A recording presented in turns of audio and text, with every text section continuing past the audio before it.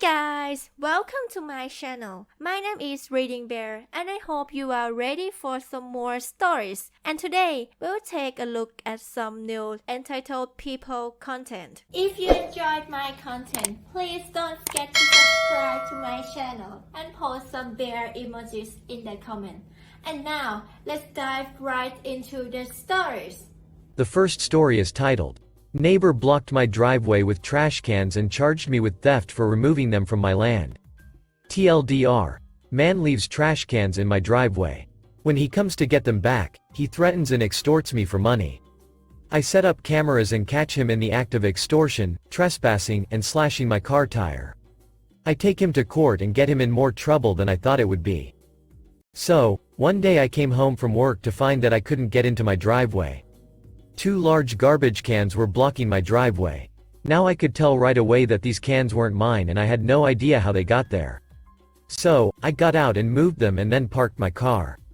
I was tempted to just leave them next to my driveway in hopes that their owners would come and retrieve them. I knew that it was going to storm tomorrow though, and they would go flying, possibly into my car. So, I went to a few of my neighbors and asked if they were missing any cans. They were all extremely confused and said that it wasn't theirs.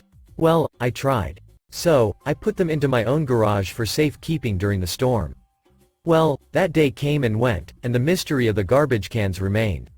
It wasn't until 2 days later that I heard someone bashing on my front door and saw a man standing there. I didn't really know the man, but he looked semi-familiar. I think he lived on the next block over and I had just seen him in passing. I opened my door though to see what he wants. Me. Hello? Man. You stole my garbage cans. Me. I'm sorry? Do you mean those cans that were left in my driveway a few days ago? Man. Yes. They aren't there anymore, and you stole them. I could call the cops on you for theft. Me. Please calm down. I didn't know who they belonged to, and I couldn't just leave them in my driveway.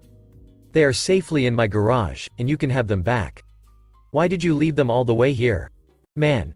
Well, it smelled, and I shouldn't have to suffer with the horrid garbage. Your house is already a dump, so I might as well save us both the trouble. I ignore his blatant insult and return the cans to him, hoping that he will take him back and it will be the end of it. Man. Now you are going to pay me for stealing my cans. Me. Excuse me? I didn't steal anything. You left them here. Man. You heard me. I expect you to give me $200 by next week or I am going to call the police and tell them that you stole my trash cans. They will throw a thief like you in jail. I couldn't believe the game that this guy was trying to play. I had an idea though, and at first it really was just for my own personal safety. I installed some video cameras so that next time this man came to my door to collect the money I would be safe. I was more worried about him attacking me because he was a huge guy compared to me. I didn't realize that they would come in handy for some amazing revenge.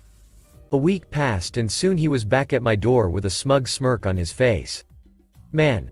Do you have my money? Me. Nope. Man. I told you that if you didn't give me back the money, I was going to call the cops and report you for theft. Me. I didn't steal them though. You not only left them in my driveway, but you came back and got them back from me. There is no reason you need $200 for new cans if you got your old ones right where you left it. Man. Well, it would be your word against mine and I can tell them how they were in your garage, and if you deny that then you would be lying in court and go to jail. I wanted to try and call his bluff. Me. Well, I don't have the money right now. Man. I can give you another week but now it will be $400.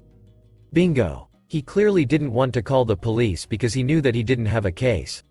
What he didn't know was that those cameras I installed picked up audio. My best friend is a lawyer and when I asked him if I had a case, he told me that I did. It helped that on my cameras I actually caught him in the middle of the night lurking around my property. I have no idea what he was looking for, but he shouldn't have been there. So, I started the lawsuit against him for trespassing and extortion.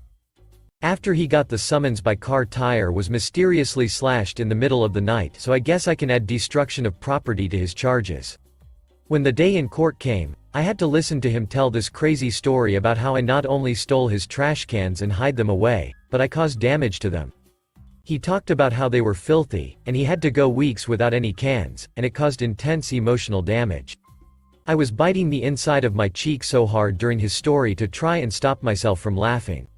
When he finally ran out of excuses to his crazy story, the judge wanted me to tell my account of the incident.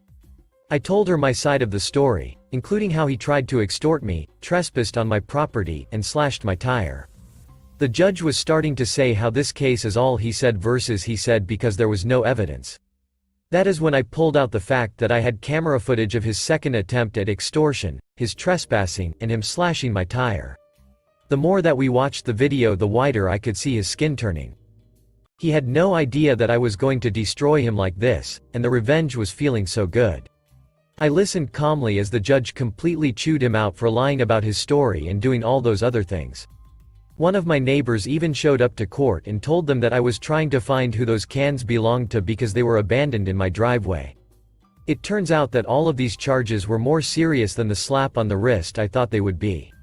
I'm sure that if he did only one of these things, he might only get a slap on the wrist. All of them though was getting him in serious trouble.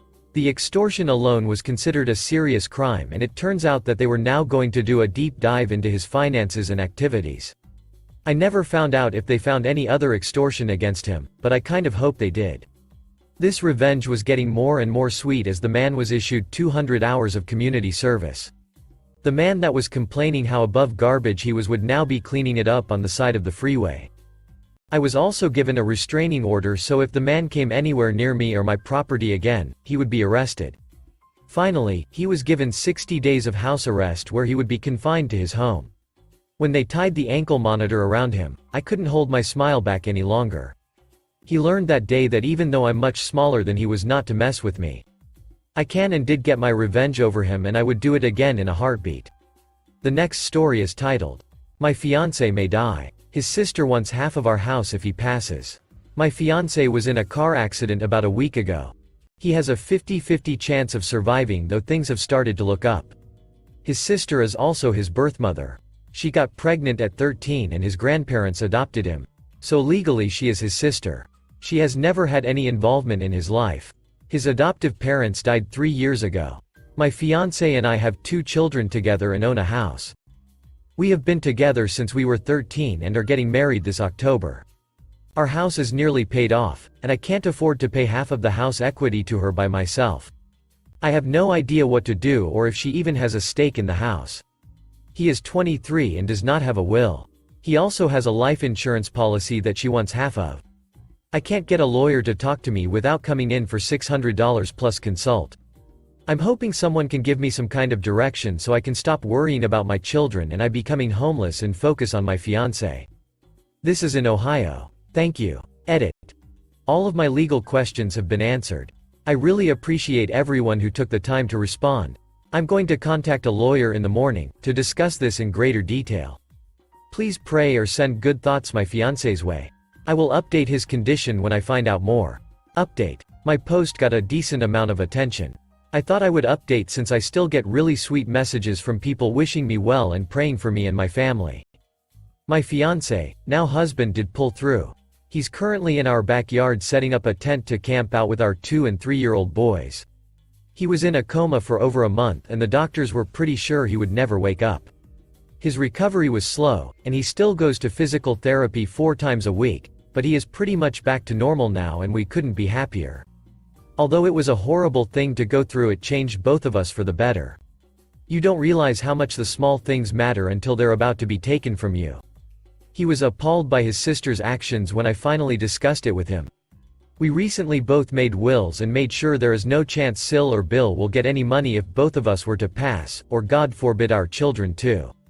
We also chose godparents for our children, and we are expecting a baby girl in 2018. I really appreciate all of the sweet, thoughtful messages I was sent. They definitely made me feel better on bad days to know how many people were praying for him. The next story is titled, Neighbor Constantly Blocking My Wheelchair Access Ramp. California. I've been advised by a friend to come to this forum and ask about potential ways to resolve my issue. A couple of months ago I moved into a new house in California. It was specifically designed to accommodate someone who uses a wheelchair and I absolutely love it. Street access is achieved via a wheelchair ramp located between my and my neighbor's houses. The ramp is necessary, it goes over the gutter, because of a very peculiar gutter and curb combination that's very wheelchair unfriendly and potentially very dangerous for me to try and conquer by myself. My problem is with my neighbors constantly blocking the wheelchair ramp with their cars. They are a large family that owns 5 cars, and they can only fit 2 of them in their driveway, so the rest stays in the street, which is legal in the area. So far, I've found the ramp blocked at least a dozen times. I've asked them on multiple occasions not to put their cars in front of the ramp, and they've been very apologetic every time, but they also keep doing it. It's especially aggravating when there's nobody home who can move an offending car for me, which means I'm stuck at my house. I find it degrading to be forced to go door to door to try and find somebody who'll help me down. On 2 occasions I've also had to call for help because I was blocked from getting back into my house. Is there any way I can ensure that this will never happen again? I would rather avoid conflict with neighbors, but I feel like they're really trying my patience on this issue. Any advice is appreciated. Update. The person who directed me to this legal help forum mentioned that it's customary to give updates once significant progress is made in a case. So, since I'm currently sitting in a car, still a couple hundred miles away from home, this is as good a time as any to tell you guys what's been going on. Following your advice, I contacted the authorities to have the area around the ramp marked out as a no parking spot. They weren't able to help me since the street is owned by my neighborhood's homeowner association. Now, my house is one of the few in the area that is not part of that organization, but I decided to contact them anyway. The president turned out to be a wonderful lady who was of immense help to me. She helped resolve the parking situation by designating the area around the ramp as a no parking spot. I felt bad about inconveniencing my neighbors, but the homeowner association agreed to my idea of extending the street parking zone by a few yards on the other side of my neighbor's house. That way they still have somewhere to park their 5th car.